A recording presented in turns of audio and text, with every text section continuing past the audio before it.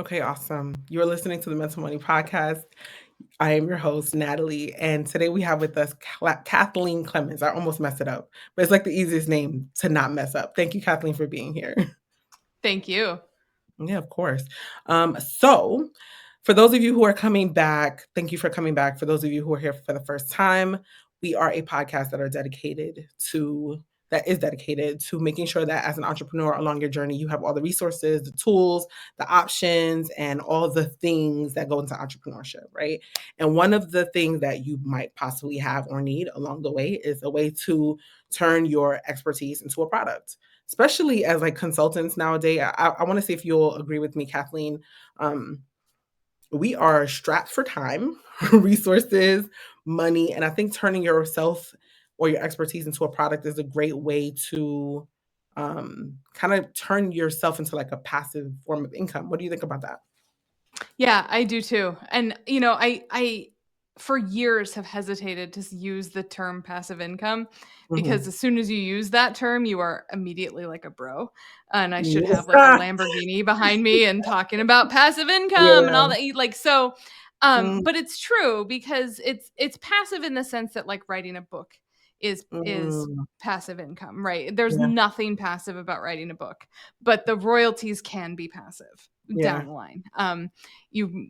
The idea as entrepreneurs and service providers is to get us thinking about something we can create once and sell even just twice Hmm. because that starts to unlock really big opportunities for us in terms of income and revenue and possibility.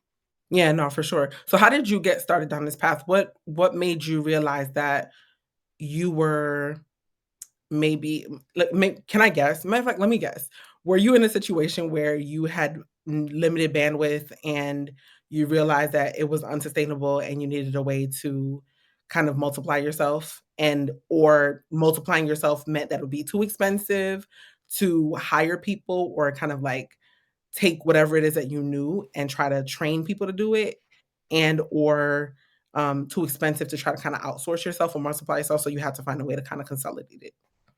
Yeah, I mean, yes, all of Yeah. the above, All of right? the above, okay, yeah.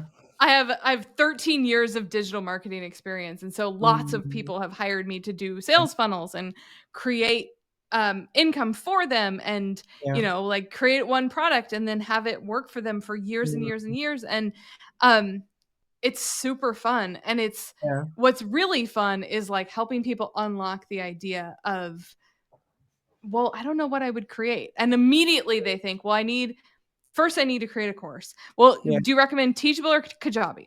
Um, mhm, and how much education? I don't have a master's degree, and all of my college professors had master's degrees. So maybe I should go get a master's degree before I create a course. And I'm just like, mhm, hold on a second, yeah, because that's a really fast way to never ever create passive income for yeah, yourself. sure, yeah, for sure. Okay, so what started you down that route, though? Honestly, doing it for other people, showing Mhm, them, telling somebody like, hey, did you know that if you've got 3 or 4 people coming to you with the same questions, you have the kernel for a digital product, and then awesome. having them create it and then teaching them how to sell it. Okay, So it's, I have some of my own digital products. I've got some funnels myself too, but mostly I've been doing it for other entrepreneurs to help them mhm, create another income stream that if it doesn't completely replace client work, it at least replaces like the one you should fire, like that okay, one that's not making you as much money, that's mm, asking for all the edits, that like that. Everybody has that one. If you're in yeah, services, you yeah, have that one. 100%. So this kind of brings me down an interesting path because I think I'm in the process of doing the same. Like I've been teaching this program. It's okay. It's cool. Don't even worry about it. Don't even. This is real life. Okay. Teaching this training for like over. I've taught this training for like 100 times. I've gone to Africa to teach it. I've traveled to I've traveled to Canada, I've been to different places, like, I've done it corporate, I've done it private, it's been trained a lot, all right?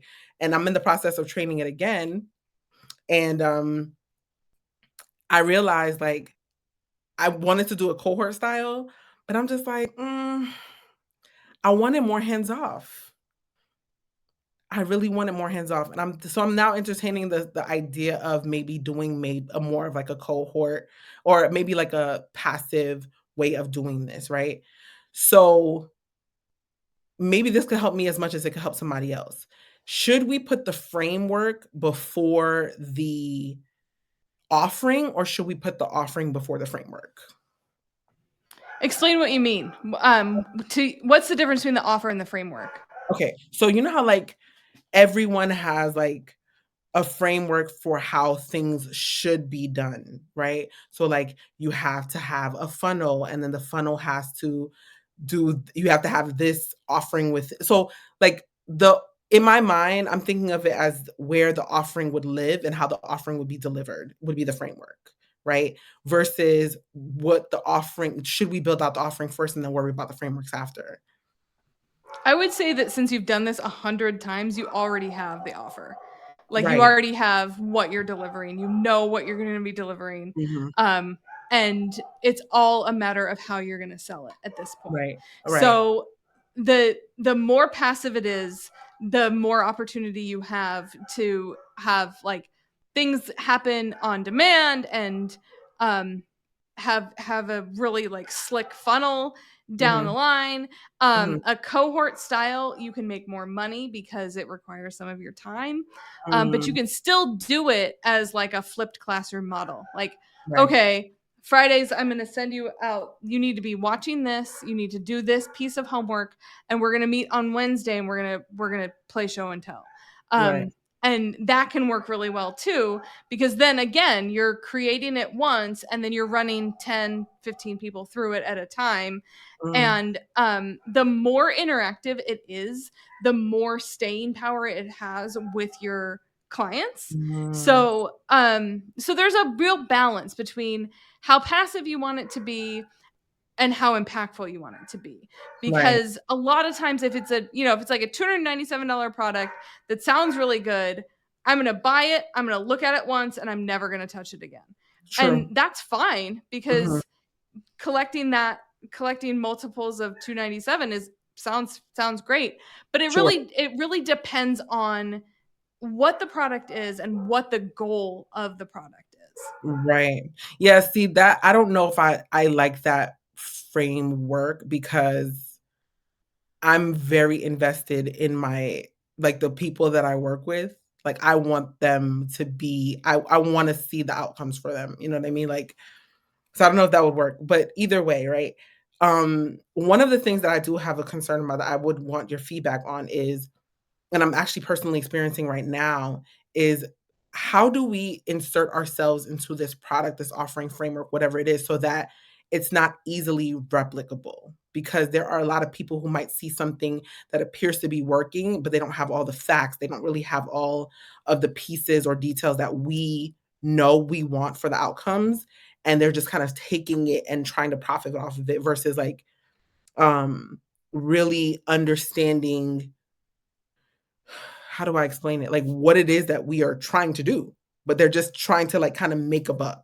How do we kind of insert ourselves so that it's real? Like if we make it real for people. Yeah, I feel like we're just gonna keep talking about bros then, because those are the people that will see your framework and they'll buy it, or they'll go through and they'll funnel hack it, and they'll Yeah, sell it like, whatever yours is called, they'll call it the designer imposter version of it. If you like yeah. that, you'll love that. And like, Mhm. Yeah, first yeah. of all, they're always gonna be those people. They're always Yeah, gonna be those people. And yeah. so just make peace with the fact that the bigger you get, the more copycats you'll get, and Mhm. know that you're like, those people would never say what you said a few minutes ago, which is that you are so invested in the success of your students. And Mm. they in your marketing, in your sales material, in this podcast, in everything that you do publicly and inside your containers, that integrity will show through, and you Yeah, really won't have to worry about the charlatans in front of Lamborghinis, yeah, for yeah, example. yeah. No, no, no, that makes sense. Yeah, no, I guess that makes sense. Yeah. 'Cause it's really, it's upsetting. I'm not gonna hold you. I kinda Yeah, got it discouraged. is. I got discouraged a little this week, I'm not gonna lie, but, I guess that's a good point. I just make peace with it and continue to do good work is what it sounds like you're saying. But even with that said, now we're competing with AI, right? I know a lot. I'm not worried about being replaced by AI because I know that as a strategist, my brain is what allows me. Like people work with me for my good ideas, right? My Mhm. experience, my years of information that has been compiled and applied, right? So I'm not worried about being replaced more so much as it is that we are now, especially us, like people like us, are now in a space where we are competing with AI so much that what we're talking about right now could really be built out by ChatGPT in a matter of minutes, right? So, how do we create an offer that's so good and compelling and amazing that we can sell it and not worry about someone just uh, essentially going to ChatGPT versus going to us. Like, what's our unique value proposition? Well, it's not information, that's for sure. I mean, to your point, Mhm. you ask a question and the internet, I mean, even before ChatGPT, the internet could give you, whether your topic is money or business building or any of it, the internet always has the answers. Yeah, But what true. we provide as service providers and what everybody listening provides is a transformational value that information alone cannot provide. Okay. So even though Google can say step one, buy an LLC, step two, figure out what you're good at, the Right. people who are strategists can get into it and say, you know what? Based on what I know about you, you would be so good at design or, Yeah, whatever it yeah, is. yeah. And that's the thing. Like AI is a friend, not a foe. Right. Um, and we can, because it's so easy to come up with really good information, Mhm. we can use that to our benefit because the our unique value proposition is that we've spent years in the trenches seeing what actually works and what doesn't. Mm. um, and we can help our students create their products using Yeah, AI so that there is no bottleneck. yeah. What I typically teach, and this is before everybody's using ChatGPT, but what I typically teach is like, let's brainstorm. Let's brainstorm the heck out of what it is, because often it's a course, but sometimes it's a productized service. So instead Yeah. of doing completely bespoke stuff all the time, let's cut down your offerings and let's make sure that if you're creating something once, you can use it 6 times. Great. Mhm. That's Right, your six x your income on creating that one thing, right? right, right, right. So if we're and then I tell them after you're done brainstorming, we switch gears because what a lot of creators want to do is go down that whole rabbit hole and make Mhm. the whole thing and fill it all the way, 12 modules, 40-minute videos each before even seeing if it'll sell. And Right. so and because they're both the creation team and the sales team, it is Mhm. impossible to sell. It's we were Yeah, talking offline about children. It's like, do you think my kid is cute? Why don't you think my kid is cute? What's the matter with my kid? What's the matter with you? What's the matter with me? And it's yeah, like it's that's not it. That's not what, yeah, if it's I'm attached. I have a program that helps people with LinkedIn. My sister is a stay-at-home mom. Mm. She doesn't need that. And just Yeah, because she doesn't need that doesn't mean it's not good, right. Like, so you Yeah, can't validate with the wrong people either. right. Mhm. No, for sure, that makes sense. Okay, so that can bring me down a big rabbit hole of questions. How do we determine who are the right people? Let's start there. Targeting. Yeah. So first, before targeting, let's It's okay. You're you're good. You're let's good. think about what we're gonna create, right? So Okay, when I sure. take somebody through a brainstorming exercise like this, what Mhm. I like to do is I like to ask them, what is it that, because experts are too close to their expertise. So Mhm. anytime you're saying just, oh, it's just blah blah blah. I had somebody Yeah. tell me once, it's just an SOP that helps me onboard people in less than 2 weeks. I was like, Mm. just? Yeah, yeah, that's Like, come on. yeah, Like, right. um, and so anytime you're thinking like, this is something that I do, if you've created something internally that helps your Mhm. business run smoother, that might be the nugget that you need. Right. Another frame to brainstorm is to think about, you can either teach your service. So if you're a service provider, web designer, you can teach web design to people who might Mm, be behind you in web design. right. Um, and or you can teach somebody who is 2 years behind you in business how you set up your web design business. Those are Yeah. like really good starting points Yeah, for that's what you're saying, yeah. creating something that where they can really like iterate, like really, Mhm, really brainstorm. And mhm, once you have that, that's when you can start targeting, and you can target on LinkedIn, you can target on wherever you're naturally there. You can ask in you want to make sure, like, again, like if it's business building, um you want to talk to people who don't have established businesses, mm, because you and I would say, like, I mean, that seems like a good idea, but I don't need that. I'm 8, 10, 12 years beyond what you're right. teaching.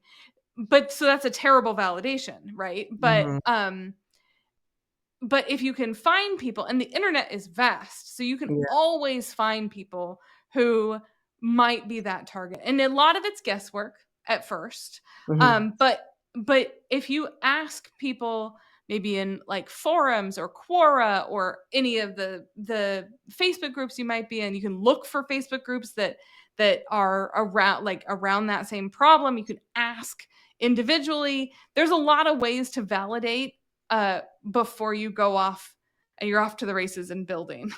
right. Okay, so when we're asking, are we asking what problems these people are having so that we know what problem we're solving? Or what are we trying to validate? Like the offer? Yeah, what you're trying to determine is whether you should build the offer, right? So you Okay. build a sales page and you say, "Hey, I'm just wondering, I like if I put together a webinar, if I put together, like before I do any of this collateral, is this something that people need?" And you can also do that by searching to see if there's similar products out there. Yeah, of Because course, yeah. if there are, and if people are spending money on ads to get people to see it, Mhm, then you're validating the need for that type of product. got you. Okay, that makes sense. Alright, so then now that we validated the need for it, are we targeting now? hmm And Okay. then we're just getting a focus group together. We're having 45-minute conversations with people who might be. So let's say you're creating something for um, brick and mortar businesses. So you Mhm, need to go and find 10 big brick and mortar businesses, and you need to take them through a not a sales call. This is not a sales call. This is mhm, market research. So yeah, what are some of the problems you're having with your marketing? What are some mhm, of the problems you're having with digital? What are some of the problems you're like, so whatever you're thinking about, if your idea was like to create a course for brick and mortar businesses in your area to get found on Google better. So how are you mhm. doing your Google My Business page? Do you have a Google My Business page?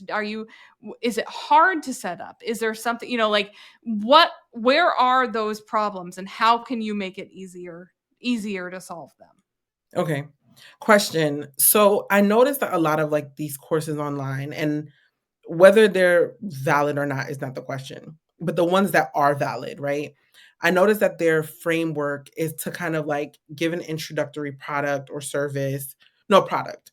So it's like a low ticket offer just to kind of get people's palate wet to maybe solve a really low level, low hanging fruit problem that someone might have. Like let's say if it was a marketer, for example, they're gonna give a lead magnet for like the best platform or case study for the best platform or best times to post on TikTok or something, right? So it's free, and then they get into your email list, and then they'll try to sell you on the course or something that's higher.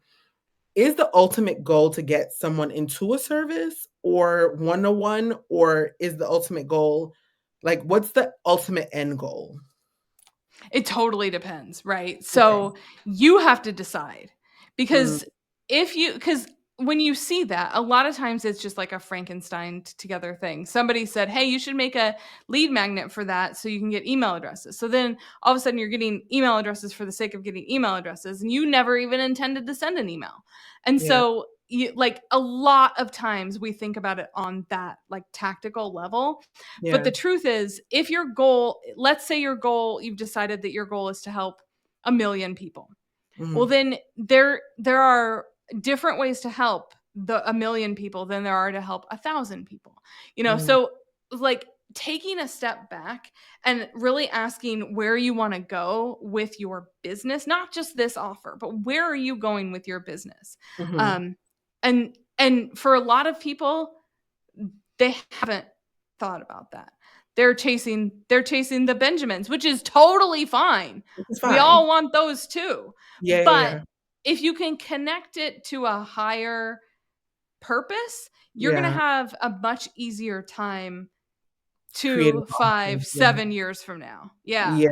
I see what you're saying. Okay.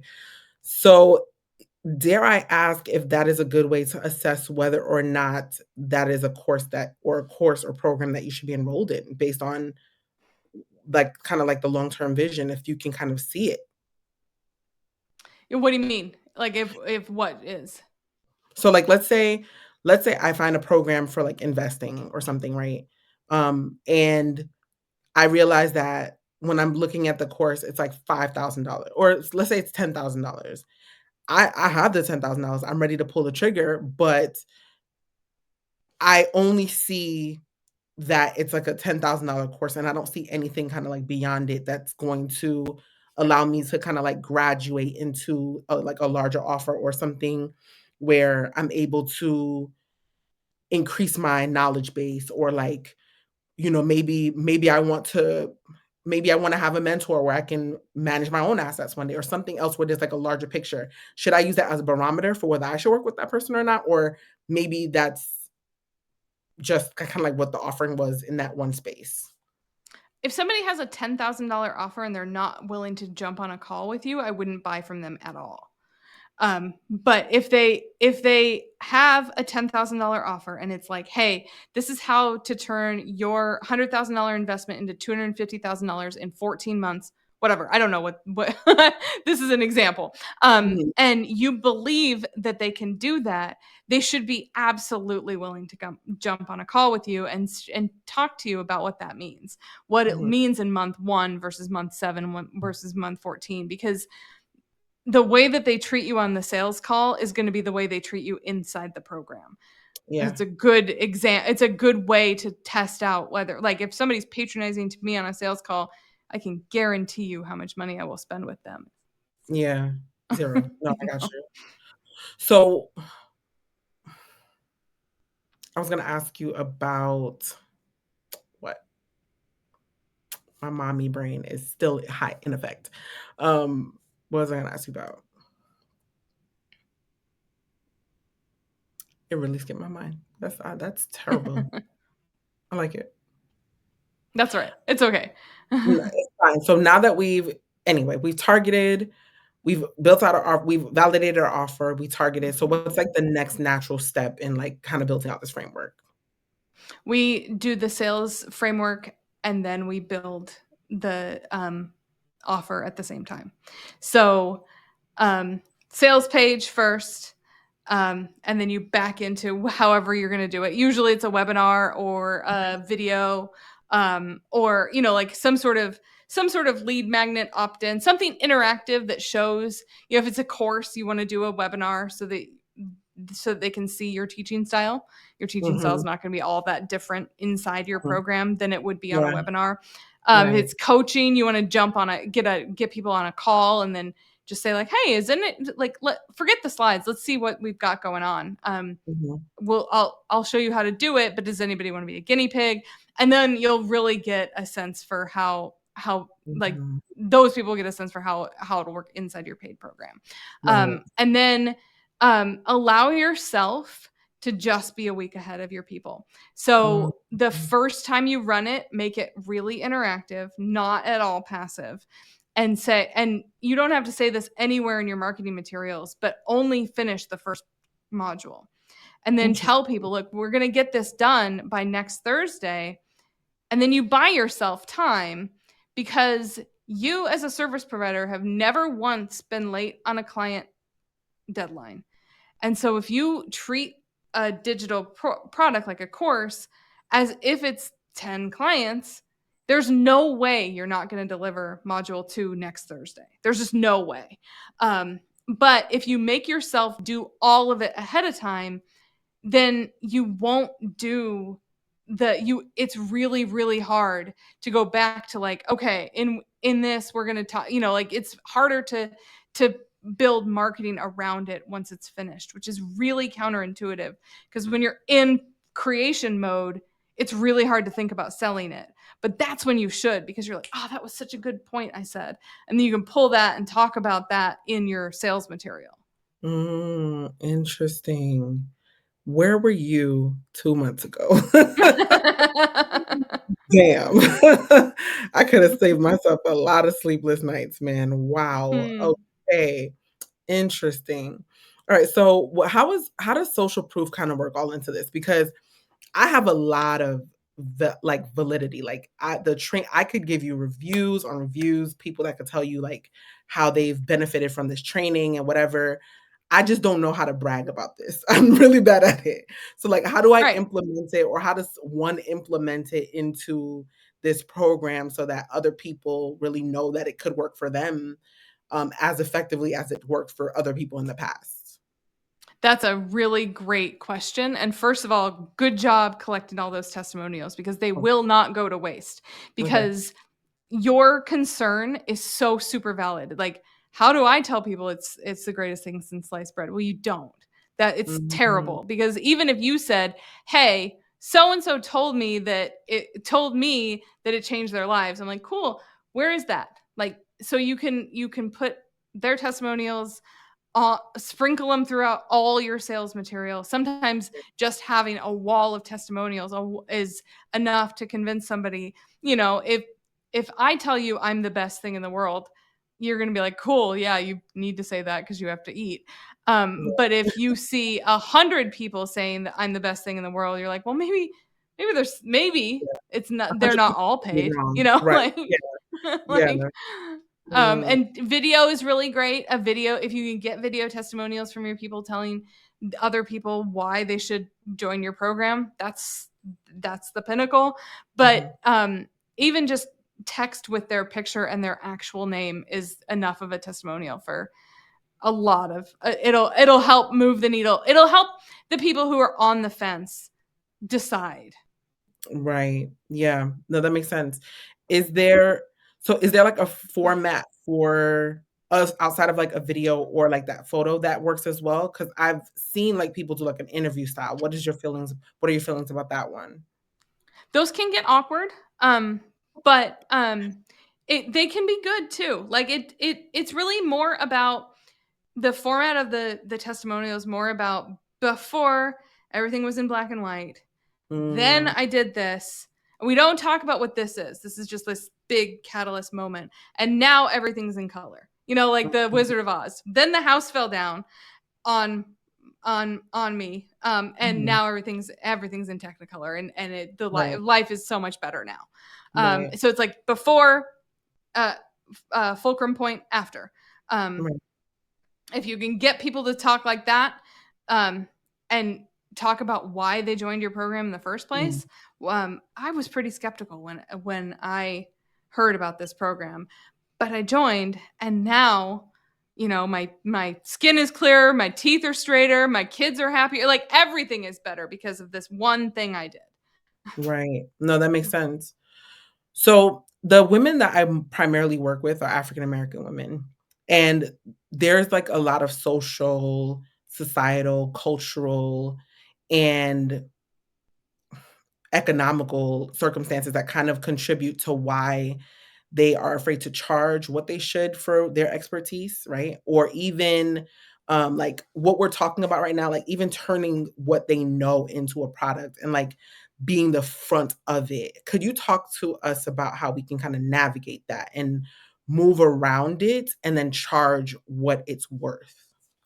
Yeah, that's big. That and you hit on it, like that affects women a lot more than it affects men, and it affects Right. women of color a lot more than it affects white women.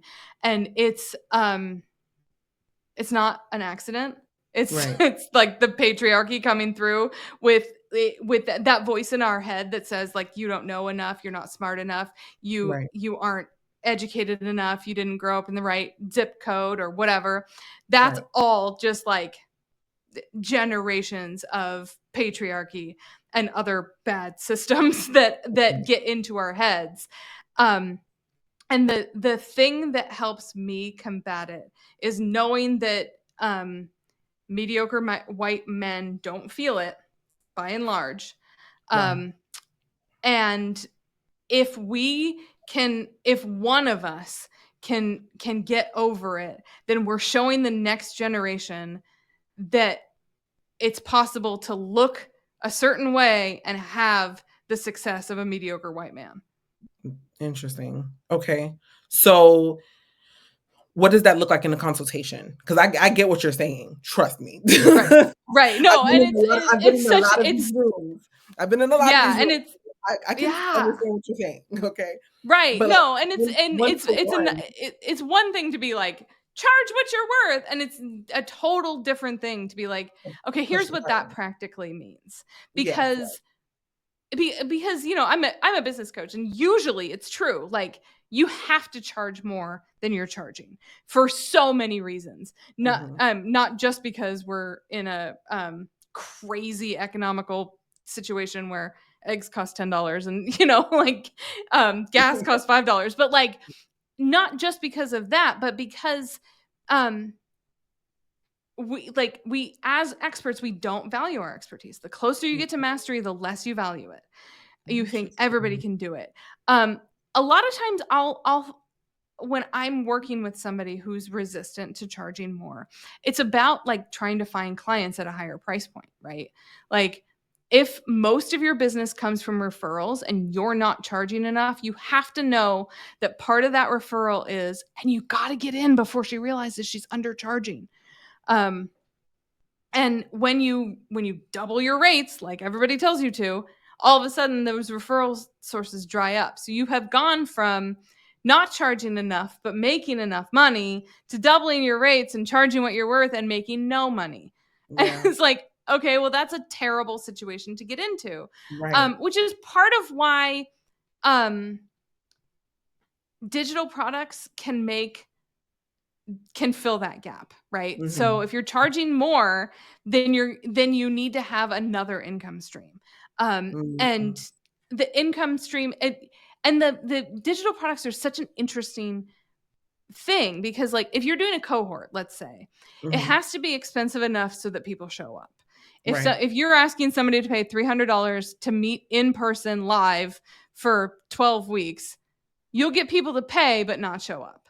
Right. That's not enough. You need to Yep. think about what you're creating. And I find it really helpful to think about it in terms of, okay, if they were to learn this at a community college, what Hmm. would they be charging for that class? What would they be paying for that class at a community college? And Right. that if that feels offensive to you, then fine, like a Ivy League. But whatever you're teaching has a price point in other places. Even Right. if you can't see it outside, like digital, it's all like, I don't know what it costs, but it has to end in 7, Hmm.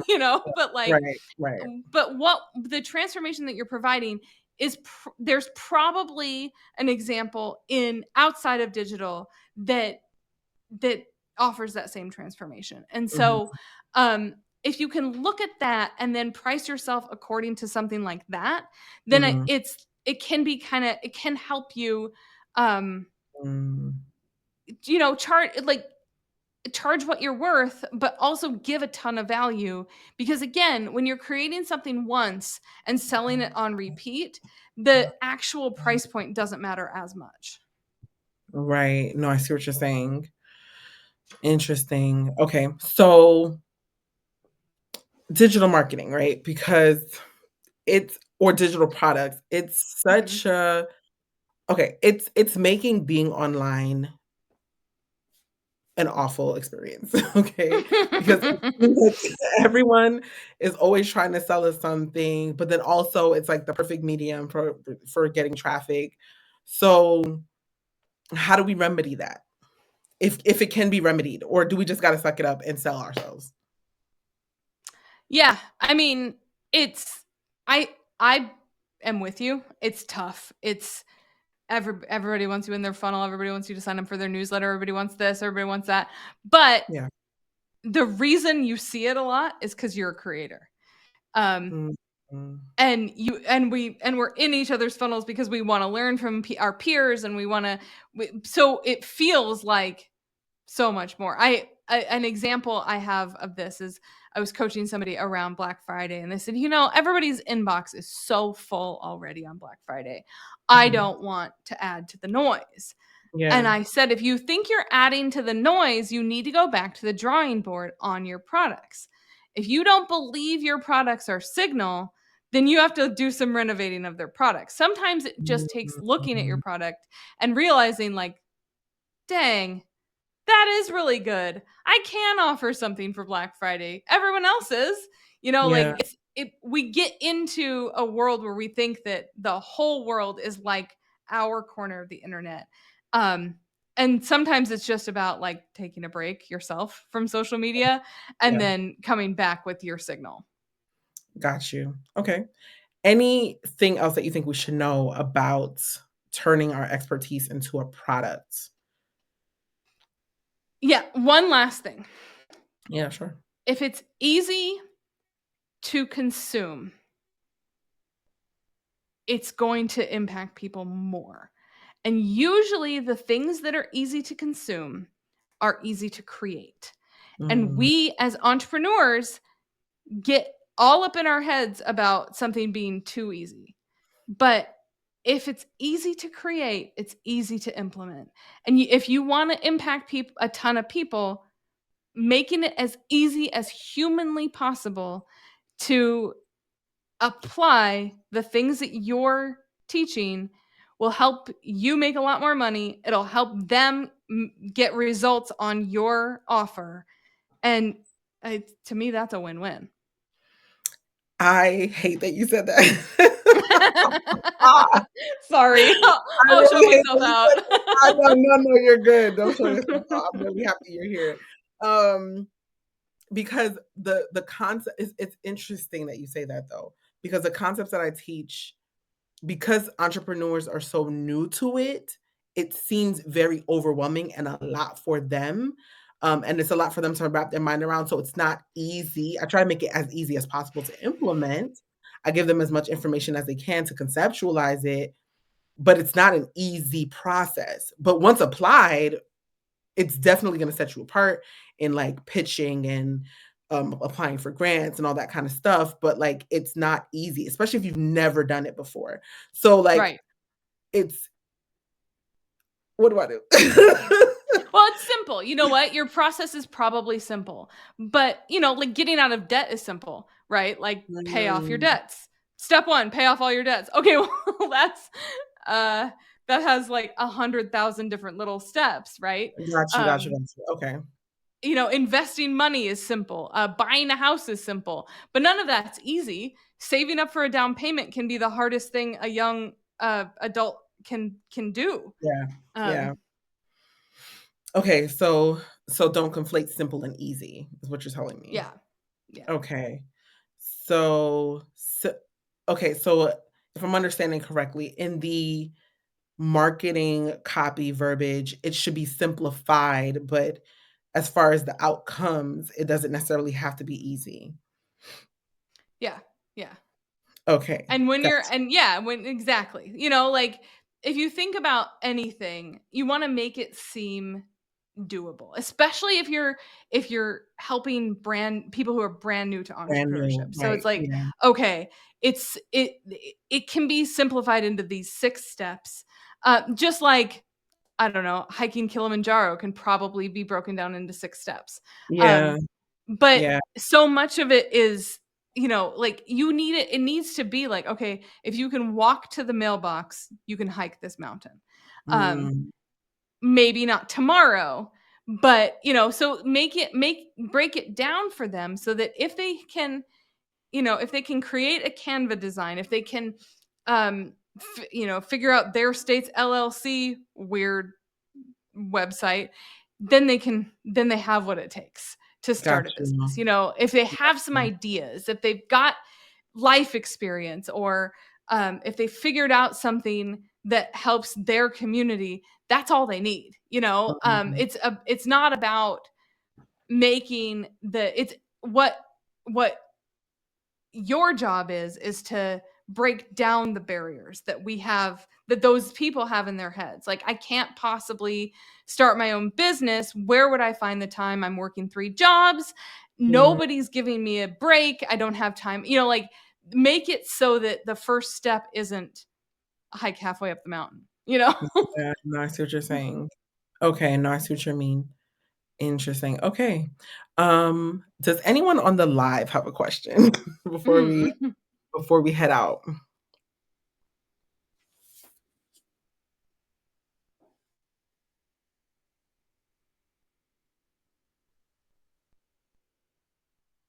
I guess we covered everything.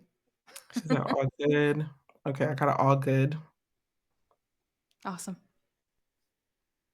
This was Anyone really else fun. want to chime in? Thank you. Anyone else? Questiones?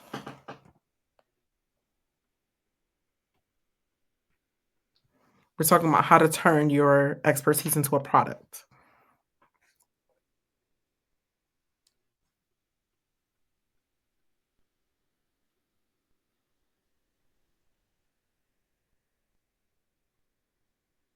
You already have what it takes. That's really the takeaway I want people to know, is that Yeah. it's already there. You just have to sort of figure out how to take it. Yeah. Very fair. All right. So I'm going to take that as a no because pretty quiet. Mhm. Mhm. All right. So I'm going to end the broadcast, but don't leave just yet. Okay.